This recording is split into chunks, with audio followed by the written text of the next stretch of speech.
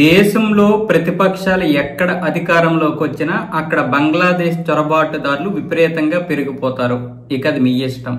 ఆపడానికి మేము అన్ని విధాలుగా ప్రయత్నాలు చేస్తున్నాం. ఇప్పుడు మా చేతిలో అధికారం ఉంది కాబట్టి ఆపగలుగుతున్నాం.